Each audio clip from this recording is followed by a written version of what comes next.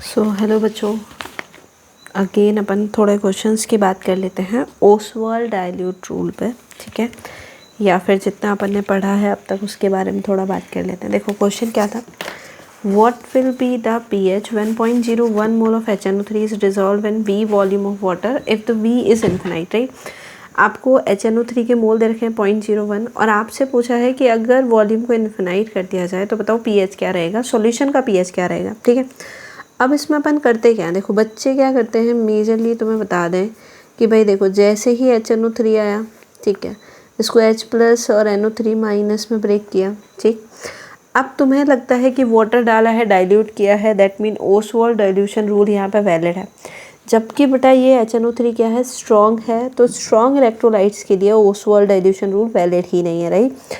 तो अपन अगर बात करें, देखो ये 0.01 मोल है, ये स्ट्रॉन्ग है, मतलब ये जितना रहेगा एट अ टी टाइम ये खुद जीरो हो जाएगा। H+ कितना हो जाएगा 0.01, अगेन नाइट्रेट कितना हो जाएगा 0.01, ठीक है। अब बात आ रही है कि इसके मोल्स अपन को पता चल चुके हैं, H+ के मोल्स कितने हैं 0.01। अगर H+ का कॉन्सेंट्रेशन का बात करें that is mole by volume, ठीक है। मोल 0.01 है, वॉल्यूम उसने बोला है कि इन्फिनाइट मान के चलिएगा, तो इन्फिनाइट को किसी से डिवाइड, किसी नंबर में अगर इन्फिनाइट से डिवाइड करोगे तो ऑब्वियस ही बात है जीरो आएगा। तो pH इज इक्वल टू क्या हो जाएगा, -log ऑफ H+, राइट, और -log ऑफ H+ कितना है 0।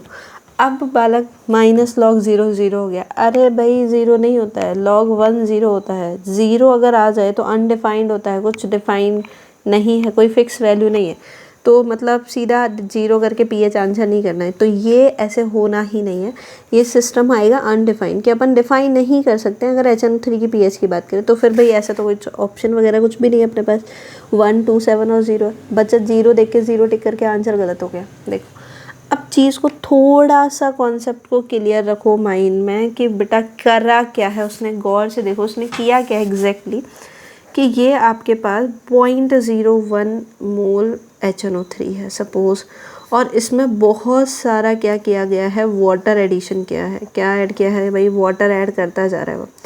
अब सोचो वाटर डिसोशिएट होता है तो H+ और OH-, आई नो कि वाटर वीक होता है, लेकिन मुझे पता है बेटा H+ डिसोशिएट होगा, थोड़ा बहुत तो डिसोशिएट होगा, लेकिन इस H+ के टर्म में इस 0.01 ये तो कैसे हो गया, नेगलेक्ट ही हो गया ना, इनकी तो कोई वैल्यू ही नहीं है। रीज़न क्योंकि इनका तो pH कुछ है ही नहीं, इस H+ की वजह से, इन H+ की वजह से pH कुछ आ ही नहीं रहा है, राइट। तो क्या अपन को वाटर पता होता है, वाटर कैसा होता है बेटा, न्यूट्रल होता है। क्या वाटर कैसा होता है, न्यूट्रल होता है। और न्यूट्रल का pH कितना होता है बताना एक बार, 7 होता है क्या, आई थिंक आपको पता है। अगर pH 7 है तो सॉल्यूशन न्यूट्रल होता है, लेस देन 7 है तो एसिडिक मानते हैं, और मोर देन 7 है तो अपन उसको बेसिक कंसीडर करते हैं, राइट। तो pH ये यहाँ पे 7 किसकी वजह से है, due to the water molecule, right. तो pH अपना 7 अपना आंसर आ गया। Is it clear. अगर इस तरह का कभी कोई क्वेश्चन आ जाए तो एक बार कंसीडर करिएगा कि pH आ भी रहा है या नहीं आ रहा है, ठीक है। अब जैसे ये आपका जेई में इंटीजर टाइप क्वेश्चन आ चुका है, 0.1 mole of HCl, right, is dissolved in distilled water of volume V, then at limit V tending to infinite pH solution is equal to, देखो सीधा सीधा B infinite बोला अगेन उसने, और HCl दे रखा है। HCl का मतलब क्या हो गया, अगेन स्ट्रॉन्ग इलेक्ट्रोलाइट हो गया। क्या हो गया, स्ट्रॉन्ग इलेक्ट्रोलाइट हो गया। 0.1 मोल ये है। अब आपसे पूछ रहा है कि pH ऑफ सॉल्यूशन क्या रहेगा, तो मुझे बताओ स्ट्रॉन्ग, सेम ही तो क्वेश्चन है, देखो क्या ही है, कुछ क्वेश्चन नहीं है। 0.01 मोल लिया था, यहाँ पे HNO3 देता है, यहाँ HCl 0.1। इस 0.1 मोल की वजह से तुम खुद बताओ कोई pH जनरेट हो रही थी क्या, कोई जनरेट हुई नहीं हुई थी। तो भाई इसकी वजह से नहीं हुई थी, बस वाटर की वजह से हुई थी। वाटर के pH कितना हो गया 7, तो सीधा सीधा बेटा आंसर विदाउट एनी सॉल्यूशन अपना आंसर आ गया कितना, 7। क्लियर है भाई बात। चलिए तो ये अपन ने एक दो न्यूमेरिकल्स इसमें चेक कर लिए। देन बेटा नेक्स्ट अपना जो फैक्टर इफेक्टिंग अपन ओसवाल्ड डाइल्यूशन रूल पढ़ रहे थे, क्या पढ़ रहे थे बेटा, factor affecting Ostwald dilution rule पढ़ रहे थे, ठीक है।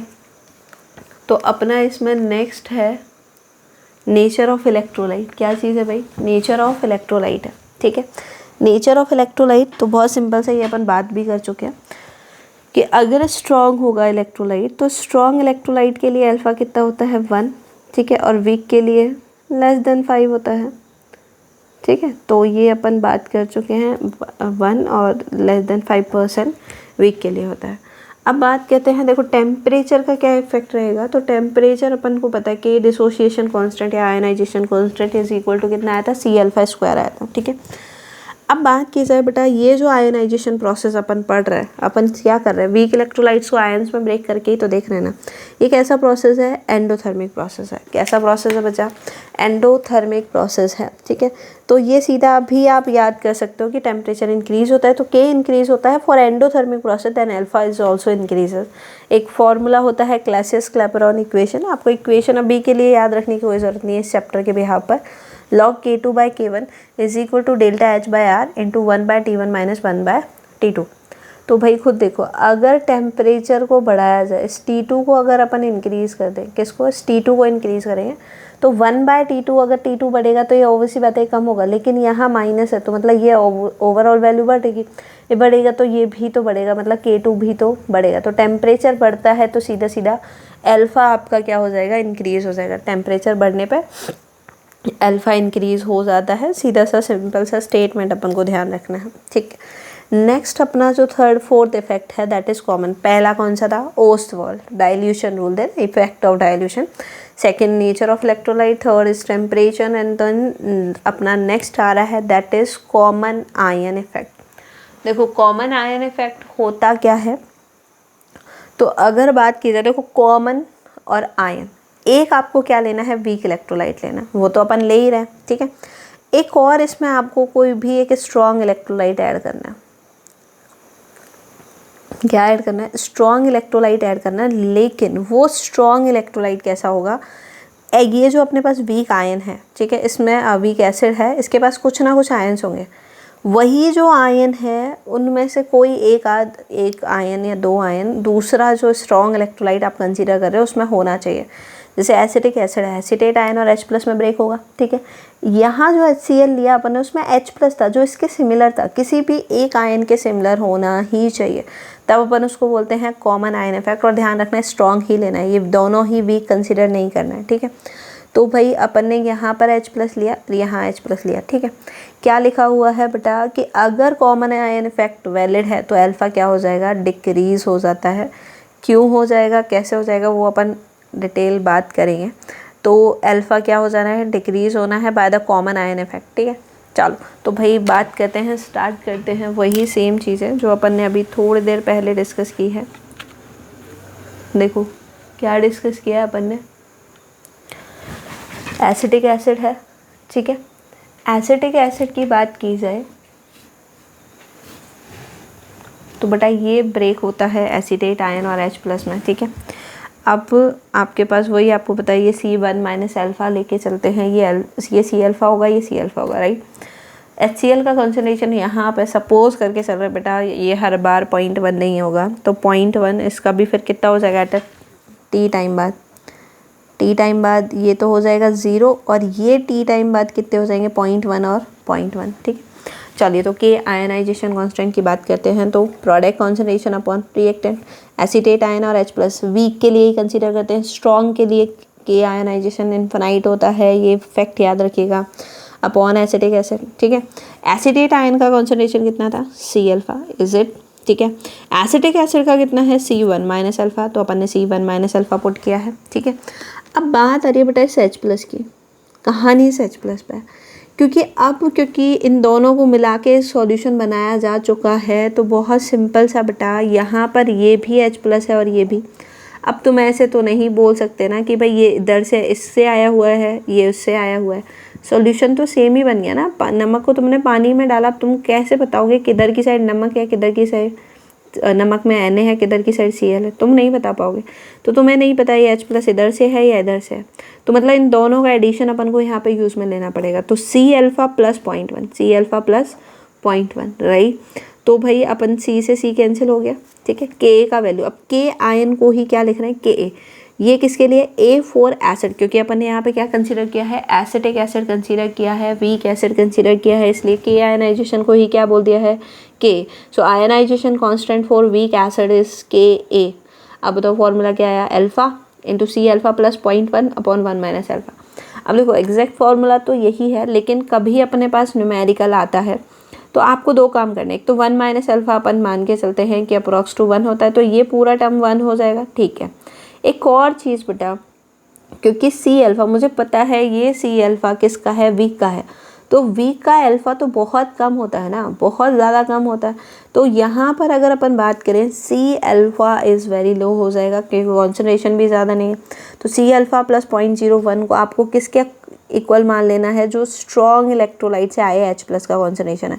तो ध्यान रखना यहाँ से ये 0.1 हो गया, तो 0.1 इंटू अल्फ़ा, तो सीधा सीधा ये 0.1 था क्या, 0.1 क्या था बेटा, 0.1 क्या था बताओ एक बार, 0.1 क्या था, 0.1 क्या था, क्या लिया है, स्ट्रॉन्ग एसिड का कॉन्सेंट्रेशन लिया है, क्या लिया है, स्ट्रॉन्ग एसिड का कॉन्सेंट्रेशन लिया है। तो सीधा सीधा के का फॉर्मूला क्या निकल के आया, K is equal to alpha into H plus का कॉन्सेंट्रेशन, और H प्लस आप सीधा पुट कर सकते हो जो भी स्ट्रॉन्ग एसिड का कॉन्सेंट्रेशन है, ठीक है। आपको वीक का कंसिडर करने का कोई ज़रूरत नहीं है अगर कॉमन आयन इफेक्ट लग रहा है तो। एम आई क्लियर, समझ आया कि कॉमन आयन इफेक्ट था क्या भाई, कॉमन आयन इफेक्ट क्या था बताओ, कॉमन आयन इफेक्ट क्या है बताइए। कॉमन आयन इफेक्ट होता है कि अगर वीक के साथ क्या आ जाए, कोई स्ट्रॉन्ग भी आ जाए, वीक के साथ कौन आ जाए, स्ट्रॉन्ग इलेक्ट्रोलाइट आ जाए, वीक के साथ कौन आ जाए, स्ट्रॉन्ग इलेक्ट्रोलाइट आ जाए, तो बताइए क्या करना है आपको, कॉमन आयन इफेक्ट उसमें देख लेना कि आयन सेम आ रहे हैं कि नहीं आ रहे हैं, तब बोलोगे कॉमन आयन इफेक्ट, अदरवाइज वो कॉमन आयन इफेक्ट नहीं रहेगा, ठीक है भाई। चलिए तो फॉर्मूला क्या आ गया, K is equal to alpha into H plus का concentration that is come from the strong acid, ठीक है। चलिए और एक छोटा सा क्वेश्चन है बेटा इसके ऊपर बेस्ड, बहुत सिंपल सा, देखो सिंपल सा क्वेश्चन, आई थिंक आप सबको विजिबल हो रखा है। 4.1 मोलर एसिटिक एसिड, उसका के का वैल्यू दे रखा है इन प्रेजेंस ऑफ 0.2 mS। अब देखो एक वीक है एक स्ट्रॉन्ग है, माइंड में क्लिक होना चाहिए इफेक्ट कौन सा लग रहा है, कॉमन आयन इफेक्ट लग रहा है, ठीक है। तो भाई सीधा सीधा अल्फा ही तो पूछ रहा है, तो के का वैल्यू अभी अपन ने पढ़ा अल्फा इंटू एच प्लस का concentration that come from the strong acid, strong acid क्या है यहाँ पे HCl है, तो के का वैल्यू कितना है 2 इंटू 10⁻⁻5, अल्फा अपन से पूछा है दैट इज़ पॉइंट, और H प्लस का कॉन्सेंट्रेशन कितना हो गया 0.2, तो बोलो बच्चा अल्फ़ा कितना आएगा 2 इंटू 10⁻⁻5 डिवाइडेड बाय 0.2, तो कितना हो गया ये 0.1 नीचे ऊपर जाएगा, तो 10⁻⁻4 आंसर आएगा। ओके डन है। आई थिंक बहुत इजी से क्वेश्चंस आते हैं, बस आपको ये पता होना चाहिए कि फॉर्मूला अप्लाई कौन सा होगा। अगर तुम्हें ये पता चल गया ना बेटा फॉर्मूला कौन सा अप्लाई होगा, सीधा फॉर्मूला रखो सीधा आंसर आएगा, डोंट वरी, कोई टेंशन लेने का ज़रूरत ही नहीं है। और लास्ट इसमें फैक्टर इफेक्टिंग में है बेटा अपोजिट आयन इफेक्ट, इसका अपन को ज़्यादा न्यूमेरिकल्स वगैरह कुछ नहीं करना है, अपन को सीधा पढ़ना है कि अल्फ़ा पे क्या फ़र्क पड़ेगा। कॉमन आयन इफेक्ट से अल्फ़ा क्या हो रहा था, डिक्रीज़ हो रहा था, लेकिन अगर अपोजिट आयन इफेक्ट लगता है तो अल्फ़ा बढ़ जाता है। अब अपोजिट आयन इफेक्ट क्या होता है, तो कॉमन आयन में कॉमन आयन प्रेजेंट होना चाहिए। अपोजिट आयन का मतलब बेटा अपन एक ऐसा स्ट्रॉन्ग इलेक्ट्रोलाइट यूज़ में लेते हैं जो बाकी के दो आयन से क्या कर जाए, रिएक्ट कर जाए। जैसे यहाँ देखो ये अपन ने एसिटिक एसिड के साथ एक बेस यूज़ में लिया, इस बार वहाँ एसिड के साथ एसिड ले रहे थे, यहाँ पे एसिड के साथ बेस यूज़ में लिया। ऑब्वियसली बात है बेटा एसिड और बेस अगर होंगे तो रिएक्शन होगा ही होगा। तो ये दोनों आपस में एसिटेट आयन और सोडियम प्लस आयन रिएक्ट करके क्या बना लेते हैं, सोडियम एसिटेट बना लेंगे, और यहाँ H प्लस और OH माइनस रिएक्ट करके क्या बना लेंगे, वाटर मॉलिक्यूल बना लेंगे। तो एक वीक बन गया और एक सॉल्ट बन गया। अब बात आई कि अल्फ़ा, भाई अब अल्फ़ा बड़ा कैसे है, क्या हो गया देखो, हाँ भाई अल्फ़ा बड़ा क्यों है, वहाँ अल्फ़ा कम क्यों हो रहा था, सनी आइडिया। देखो खुद देखो यहाँ पे सिर्फ किसकी कंसंट्रेशन ले रहे थे अपन, H प्लस का कंसंट्रेशन ले रहे हैं। यहाँ ये स्ट्रॉन्ग हो चुका है बेटा, और स्ट्रॉन्ग का अल्फ़ा कितना होता है 1, हाईएस्ट वही तो होता है 100%। तो जब अपने पास कॉमन आयन इफेक्ट लगेगा तो अल्फ़ा क्या हो जाएगा, इंक्रीज़ हो जाएगा, ठीक है। सो बेटा ये अपना था आज के लिए, क्या पढ़ चुके हैं अपन आज के लिए।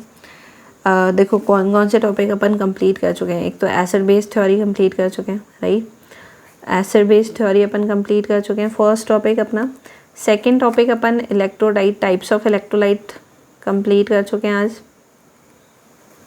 टाइप ऑफ इलेक्ट्रोलाइट स्ट्रॉन्ग और वीक, राइट। थर्ड अपन इसमें कर चुके हैं डिग्री ऑफ आयनाइजेशन, अल्फ़ा कर चुके हैं। फोर्थ अगर बात करें तो फैक्टर अफेक्टिंग